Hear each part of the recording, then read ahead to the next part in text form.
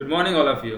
Welcome to online class. Today we shall discuss the third part of chapter 6. बच्चों आज हम chapter 6 जिसका नाम अ गोल्डन बाउल है उसका थर्ड भाग पढ़ने जा रहे हैं।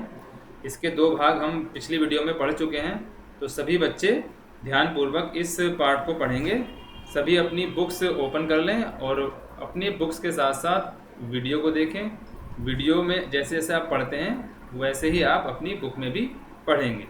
So now let's start the third part. Riverside got into the boat and gave the 8 coins to the boatman to row him across. यानी पिछली वीडियो में हमने पढ़ा था जो सेरीवान था, सेरीवान सोने को कटोरे को लेकर, यानी जो उसके पास सामान था वो सारा वो उस बूढ़ी माँ को, उस बच्ची को देता है और उस कटोरे को लेकर नदी किनारे जाता है। तो रिवर साइड का मतलब होता है नदी किनारे, क्योंकि उसे नदी पार करनी होती है तो नदी किनारे जाता है। गोट इनटू द बोट, एक बोट में बैठता है, एक नाव में बैठता है। एंड गेव द 8 कॉइन्स, और 8 सिक्के टू द बोटमैन, नाविक को देता है। टू रो हिम अक्रॉस, नदी पार कराने के लिए, यानी वो नदी किनारे जाता है। जो नाविक है उसके नाव में बैठता है और उसे 8 सिक्के देता है ताकि वो उसे नदी पार करा सके। No sooner had he left the two women, the greedy sailor came to them again and said impatiently, "Bring out the bowl. I shall," इसमें I के साथ shall जुड़ा हुआ है, "I shall give you something or other for it." Means no sooner माने जैसे ही, had he left the two women, जैसे ही सेरीवान जो था, जो दूसरा विक्रेता था, वो उन दो स्त्रियों के पास से गया। द ग्रेडी सेलर, ग्रेडी मीन्स चालाक, सेलर माने विक्रेता, जो ग्रेडी विक्रेता था, जो फेरी वाला था, वो केम टू द गेम, वो दोबारा से आया। एंड सैड, और कहा, इम्पेटेंटली का मतलब होता है बेसब्री से, और बेसब्री से कहा ब्रिंग आउट द बाउल, यानी उस कटोरे को लेकर आओ। I shall give you something or other for it, मैं उसके बदले में आपको कुछ ना कुछ दे दूंगा। समथिंग का मतलब होता है कुछ। Moved to anger at his pretense, the old woman said, "You said the bowl was worth nothing. Today we had an honest seller here who declared the bowl was made of gold and gave us 500 silver coins and olive spots for it." Means move to anger, यानी गुस्से से घूमकर, at his pretence, pretence का मतलब बहाने पर, यानी उस लालची विक्रेता के बहाने को सुनकर उस बूढ़ी स्त्री को गुस्सा आ गया और वो उसकी तरफ मुड़ी। द ओल्ड वुमन सेड, और उस बूढ़ी स्त्री ने कहा, क्या कहा? यू सैड, आपने कहा था, the bowl was worth nothing, कि ये जो बाउल है, जो कटोरा है, बिल्कुल बेकार है, उपयोगी नहीं है। टुडे माने आज, we had an honest seller, honest seller का मतलब होता है ईमानदार विक्रेता। आज एक ईमानदार विक्रेता आया था। हियर मीन्स यहाँ पर, वो declare the bowl was made of gold, यानी जिसने डिक्लेयर, जिसने बताया, क्या बताया? The bowl was made of gold, कि ये कटोरा जो तो है सोने का बना हुआ है, ऐसा उसने हमसे कहा। And gave us 500 silver coin, और उसने हमें 500 सिल्वर के सिक्के दिए। एंड ऑल हिज पॉट्स, और जो उसके पास बर्तन थे वो सारे बर्तन उसने हमें दे दिए उस कटोरे के बदले में। Regretting his loss, the greedy seller cried, "He has cheated me of the profit I would have made. I have lost the bowl." He was so full of sorrow and disappointment and so maddened that he lost command over himself. He beat his chest, threw away his money and goods, tore his clothes from his body and shouted, "I shall have my revenge on the hateful man. Why did he interfere with my plan?" Means regretting his loss, regretting का मतलब होता है पछताना। His loss माने नुकसान पर, यानी उसे अपने नुकसान पर बहुत पछतावा हुआ। द ग्रेडी सेलर क्राइड, जो लालची विक्रेता था वो चिल्लाया, he has cheated me of the profit, यानी उसने मुझे धोखा दिया है। चीटेड का मतलब होता है धोखा देना, ऑफ द प्रॉफिट मीन्स लाभ में, यानी जो लाभ मुझे होने वाला था वो लाभ उसने ले लिया, उसने मुझे धोखा दिया है।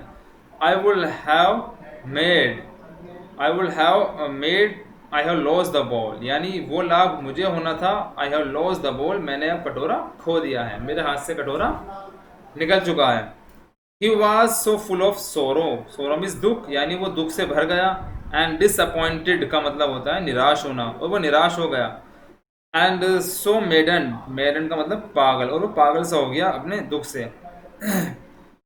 That he lost command over himself, यानी उसने अपने ऊपर से अपना नियंत्रण खो दिया, उसकी हालत पागलों सी हो गई, उसे एक शौक लग गया कि उसे इतना भारी नुकसान हो गया है, तो इस नुकसान की वजह से उसे बहुत दुख हुआ, उसके दिमाग पर एक शौक लगा, सदमा लगा, और वो पागल सा हो गया, वो पागलों की हरकतें करने लगा।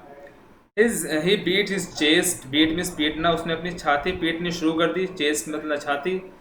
थ्रीव अवे हिज मनी, उसने अपने सारे पैसे फेंक दिए। एंड गुड्स, गुड्स मीन्स सामान, और जो सामान उसके पास था सारा सामान उसने फेंक दिया। टोर हिज क्लॉथ्स, अपने कपड़े उसने फाड़ दिए। फ्रॉम हिज बॉडी, अपने शरीर से। एंड शाउटेड, और चिल्लाया, I shall have my revenge on the hateful man, यानी मैं उस घृणित व्यक्ति से, उस बुरे व्यक्ति से अपना बदला लूंगा। रिवेंज का मतलब होता है बदला लेना। Why did he interfere with my plan, यानी उसने मेरी योजना में अपनी, इंटरफेयर का मतलब दखलबाजी करना, उसने मेरे प्लान में अपनी दखलबाजी क्यों की, यानी उसने मेरी योजना में अपना हस्तक्षेप क्यों किया। The two women were shocked to see his madness, but could do nothing to stop him. He rushed after Serivan to the riverside. Finding him already crossing the river, he shouted desperately for the boatman to turn back. Serivan told the boatman not to do so. Means the two women, जो दोनों स्त्रियां थीं, were shocked, उन्हें बड़ा आश्चर्य हुआ। To see his madness, madness माने उसकी पागलपंती को देखकर उन्हें बड़ा आश्चर्य हुआ। बट माने किंतु, could do nothing to stop him, लेकिन वो उसे रोकने के लिए कुछ नहीं कर सकती थी। ही रज्ड आफ्टर सेरिवान टू द रिवर साइड, यानी वो सेरिवान के पीछे भागा नदी किनारे, यानी वो नदी किनारे की तरफ सेरिवान के पीछे भागा जो नदी पार कर रहा था। Finding him already crossing the river, यानी उसने पाया कि वो नदी पार कर रहा है। ही शाउटेड डेस्परेटली, यानी वह चिल्लाया, डेस्परेटली माने निराशपूर्वक, बड़ी उदासी से। फॉर द बोटमैन, बोटमैन की तरफ। टू टर्न बैक, कि वापस आओ, यानी उसने बोटमैन से कहा, जो नाविक था जो चला रहा था, उसने उससे कहा कि वापस आओ। सेरिवान टोल्ड, सेरिवान ने कहा द बोटमैन, बोटमैन से, नॉट टू डू सो, यानी उसने उसे मना कर दिया कि तुम्हें वापस नहीं जाना है। जो सेरिवान था जो नदी पार कर रहा था, उसने नाविक से कहा, नहीं, तुम्हें अब वापस नहीं जाना है, तुम्हें नदी पार करनी ही है। Watching the boat helplessly, his heart full of jealousy and hated, the seller shouted insults at the fearless Serivan, who was the Bodhisattva. His threats were of no use, and with all the excitement his heart burst, and he dropped down dead. Means watching the boat helplessly. Watching माना देखते हुए, boat means नाव को, helplessly का मतलब होता है बेसहारा होकर, यानी असहाय रूप से वो अब उस नाव को देख रहा था, क्योंकि वो कुछ नहीं कर सकता था। His heart full of jealousy, उसका जो हार्ट था, उसका जो दिल था, वो जेलसी माने ईर्षा होता है, यानी जलन होता है। अब वो उसका जो हृदय था वो जलन से भर चुका था। एंड हेटेड माने नफरत से भर चुका था। द सेलर शाउटेड, सेलर चिल्लाया, इंसल्ट्स एट fearless Serivan, यानी insults at the fearless Serivan, उस सेरिवान की बेइज्जती से वो चिल्लाया। उसे लगा कि उसकी जो है, उस नीडर सेरिवान ने उसकी जो है इंसल्ट की है, उसकी बेइज्जती की है। वो वाज बोधिस्तवा, जो कि बोधिस्तवा था, सेरिवान का नाम बोधिस्तवा था। His threats were of no use, यानी उसके चिल्लाने का अब कोई फ़ायदा नहीं हुआ, कोई प्रयोग नहीं हुआ। And with all the excitement, और उत्तेजना पूर्वक, एक्साइटमेंट का मतलब होता है उत्तेजना पूर्वक, with all the excitement his heart burst, यानी उसके दिमाग, उसके दिल में बड़ी ही उत्तेजना थी, बड़ी ही वो बड़ा ही परेशान था। उस परेशानी से क्या हुआ, उसे टेंशन हो गई, और उस टेंशन से, उस चिंता से हिज हार्ट बर्स्ट, उसका जो हृदय था, बस माने फट गया, उसे अटैक आ गया। And he drop down dead, और वो उस उस चिंता से उसका क्या हुआ, वो डेड हो गया, वो मर गया। ठीक है, यानी उसके दिल में इतनी जलन भर चुकी थी, इतनी नफरत पैदा हो गई थी, वो जलन के कारण उसे चिंता सताने लगी, उस चिंता की वजह से ही उसे क्या हुआ, उसे जो है उसका दिल जो था वो फट फट गया और वो मर गया।